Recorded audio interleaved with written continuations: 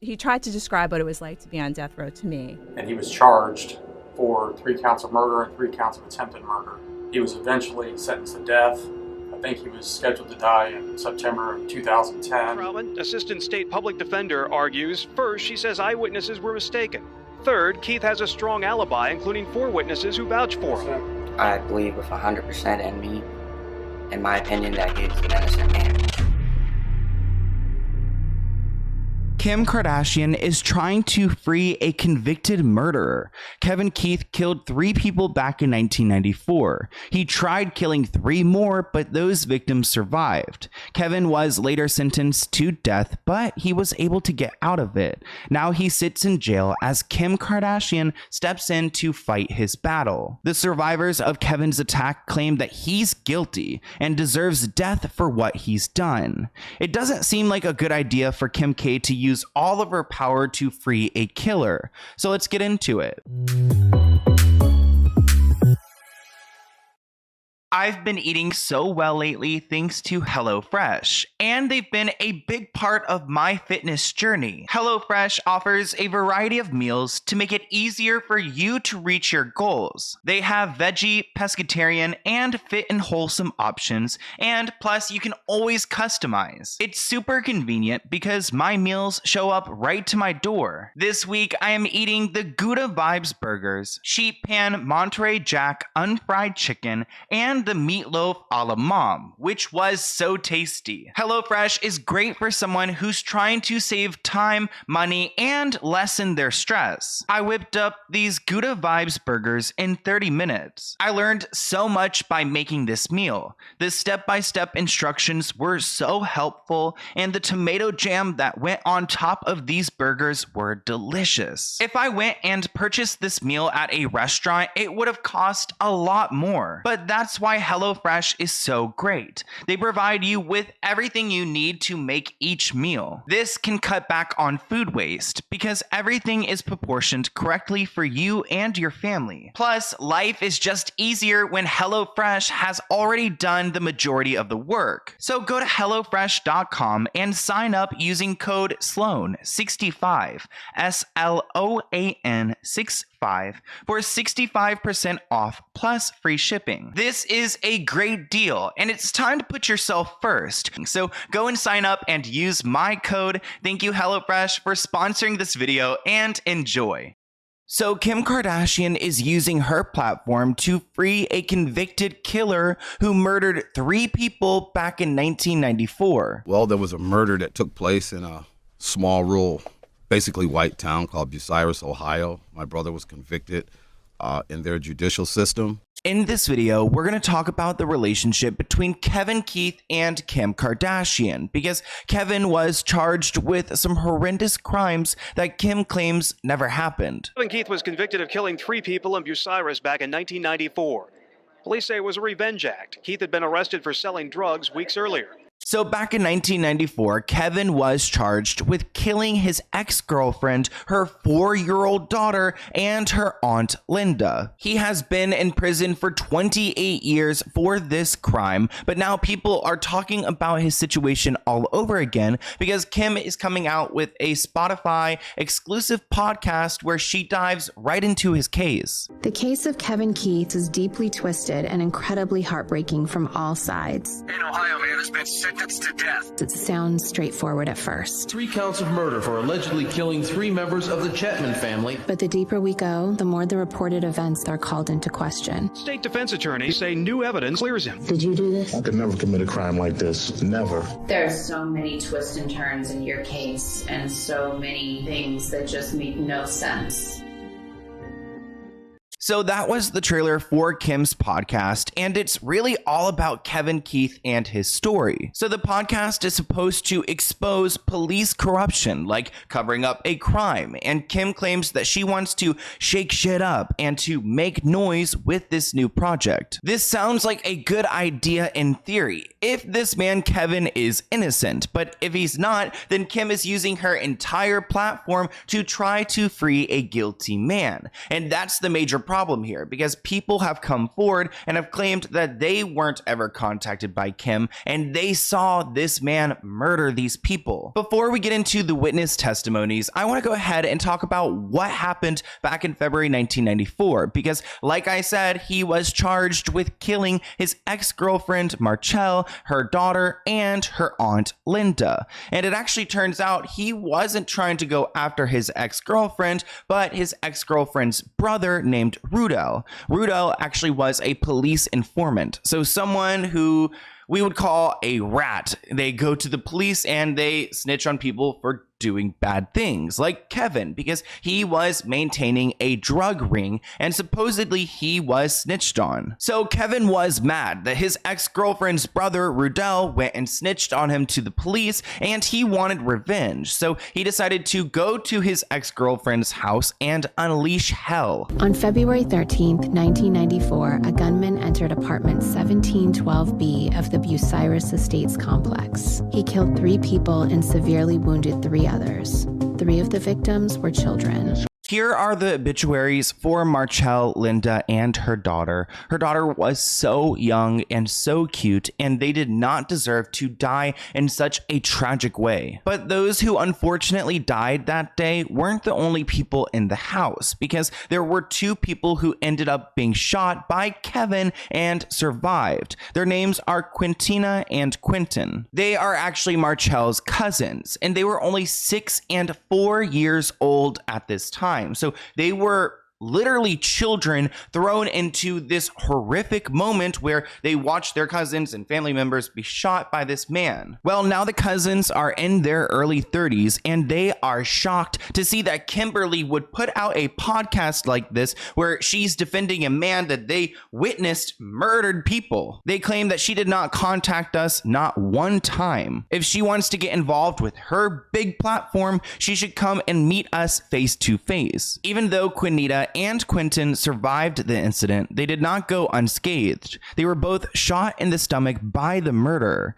They claim they knew it was Kevin because he was friends with their father, and they remember seeing him point the gun at their relatives. Going into this video, I didn't realize how big of a case this Kevin Keith situation is. So here's the home where it happened, where Kevin supposedly came in and told everyone to get onto the ground and shot them. These townhome apartments are located in Bucyrus, Ohio, and I wanted to share that there's actually been a few documentaries made about Kevin Keith's situation, and I found one in particular about the home, because supposedly the home is now haunted with those people who were murdered. So a whole documentary has been created about Kevin Keith and this situation, because the home he supposedly shot up is now haunted, and the people who are living there are experiencing paranormal activity. So after the shooting, Kevin got out of there. I mean, if you're going to commit a crime like that, you don't really hang around to see what happens. But then he was arrested a few days later,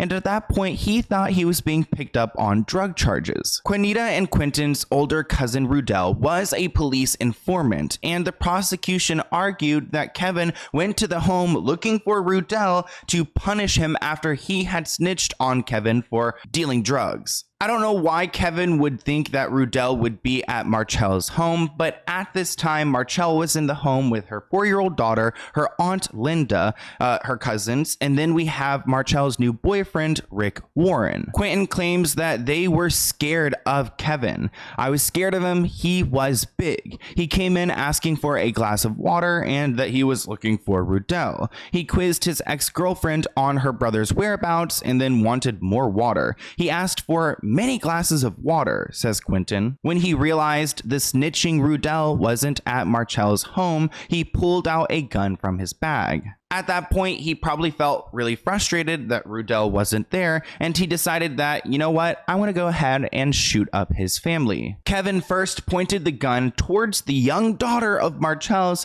and told everyone to get onto the ground. And that's exactly what they did. I mean, we've got a kid right here with a gun pointed at them, and we're being told to get on the ground. So everyone's going to get onto the ground. And then he started shooting one by one each person. Quentin actually claims that they died in that moment and they were brought back to life in the helicopter when they were being flown from the scene to the hospital. The new boyfriend, Rick Warren, escaped the house. Juanita claims that she pushed herself up and she could see that Kevin was chasing Rick down the street. But then Kevin saw her and shot towards her again through the window, hitting her left arm. Quote, "There's no doubt in our minds it was him. We are 100% correct." But his case was made a huge deal. I mean, he was able to go onto national television the same year, 1994, that these murders occurred, and to protest his innocence. So right off the bat, Kevin started getting a ton of publicity, and partly because he was sentenced to death for his crimes. The death sentence is a huge political problem in America, but he was set to be executed in 2010, but the Ohio governor at the time commuted his death sentence because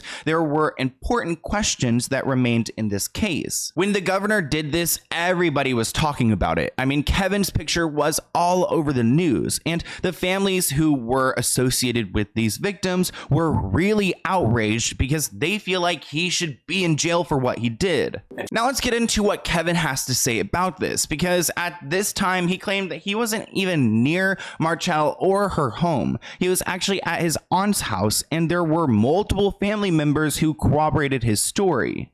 He also mentioned that he was never questioned by the police, so they didn't do their due diligence when they investigated this crime. 2 days later, Kevin Keith was arrested and charged with the crime. Kevin Keith was never questioned by law enforcement. Ever.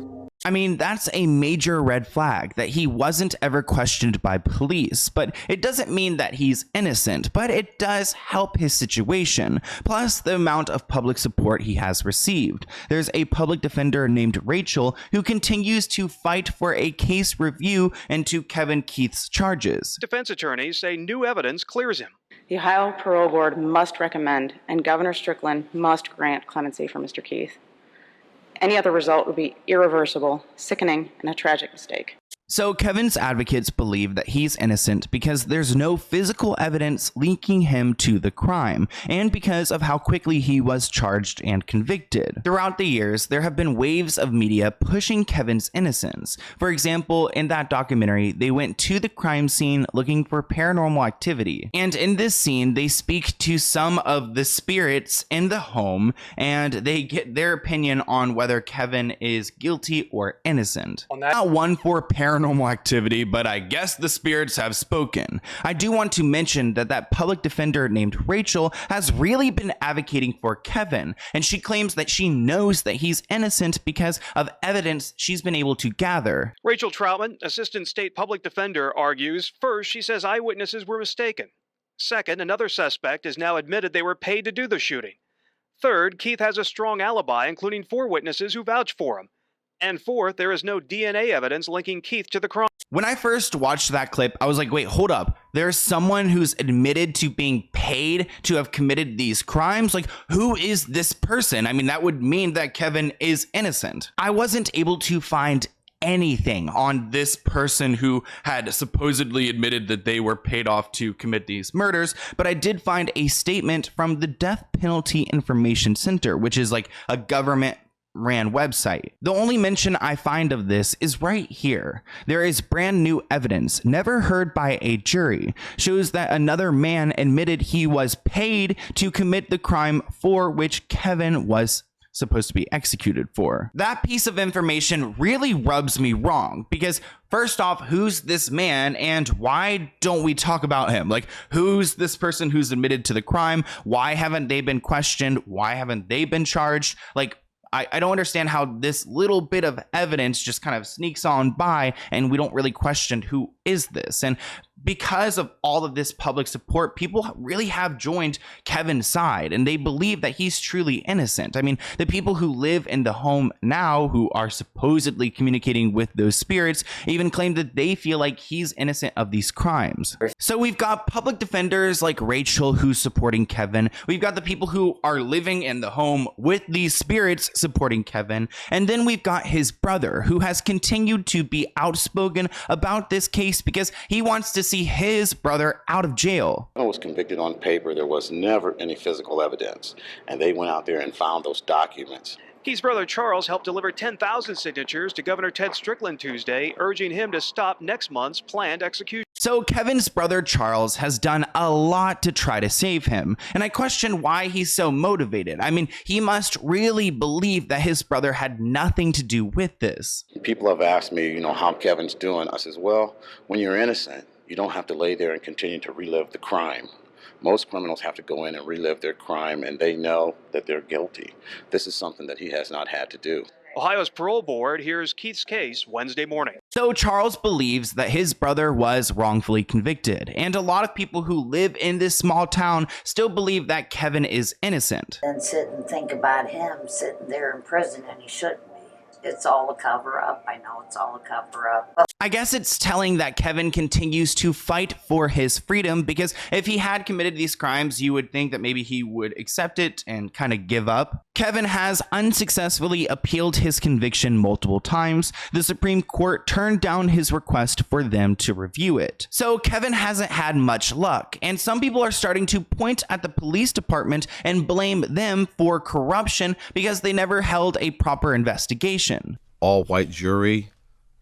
Everybody that was involved in it was white. We went to the court. We paid attention to this case. We didn't know whether how the outcome was going to be. I hate to say it, but we had no intelligence. We were an ignorant family. We had no inside track to the law, so to speak. So that was Charles, Kevin's brother, on The Breakfast Club. And during this interview, he had someone with him who helped explain this situation. And this woman claims that there's one officer in particular who they believe pretty much took Kevin and just placed him in this position at this crime for convenience. You're asking how Kevin's name was inserted. That same police officer was at the crime scene. We saw a large black man description comes in. He needs to find a scapegoat. That it was going to go down. He knew it. Who was going to do it and how much was going to be paid. So if there's police corruption, that needs to be figured out. But I want to talk about how Kim Kardashian has gotten herself involved. So we all know that Kim is training to be a lawyer, and she first heard about this case back in 2018. At this point, she was active in the space because she was convincing the White House to release Alice Johnson, which she was successful at. That woman, Alice Johnson, deserved to be released. But we don't know if Kevin Keith deserves it because these two cousins claim that they had saw him murder their family members. But Kim has been pressured to take a look at this case because thousands of people have tweeted her the story, and she's decided to dive right in. In 2018, she tweeted out, "I heard about Kevin Keith's case last year, and the more I learn about it, the more I believe the world needs to hear what happened to him. He was on death row and came within days of execution before the governor of Ohio commuted his sentence to life without parole." So Kim has been posting about Kevin everywhere. She even posted a photo of them on a video call onto her Instagram. Kim says that she was compelled to step in by the harm the case has done to his brother, Charles, who also believes in his innocence. Quote, "Usually you think of the victims and their families and how their lives are affected, but there are other victims if someone is wrongfully accused of something. It doesn't just affect their life, it affects their entire family's life." And Kim has a good point there. I mean, if you are wrongfully convicted, you should be heard out. I mean, the case should be reopened. But there is part of me that feels like Kim is just exploiting this situation. Back in 2020, she signed a deal with Spotify for a true crime podcast. We don't know how much she was paid, but Call Her Daddy was paid $60 million. So I would think that Kim was paid $100 million. But I can't stop thinking about Quinita and Quentin, the people who were there on the scene and watched Kevin commit these crimes. They should really be a part of this series, and they claim that they haven't been contacted by Kim or her team, but supposedly the podcast team claims that they did try to reach out multiple times to these cousins. At the time, they decided not to share their story and requested that we no longer contact them. The podcast team says, "We respected their decision and gave them privacy. If they have reconsidered, we welcome them to sit down for the podcast at any time." One of the cousins, Quentin, claims that they can still remember everything about that day. They were only 4 years old at this point, but it makes sense because when you go through a traumatic experience, you can pick up on those details. And Quentin claims that he could draw a picture of the room exactly what it was like because they remember it that well. So they really do believe that Kevin Keith committed these crimes. But there is one problem because Quinita actually has a hole in her story.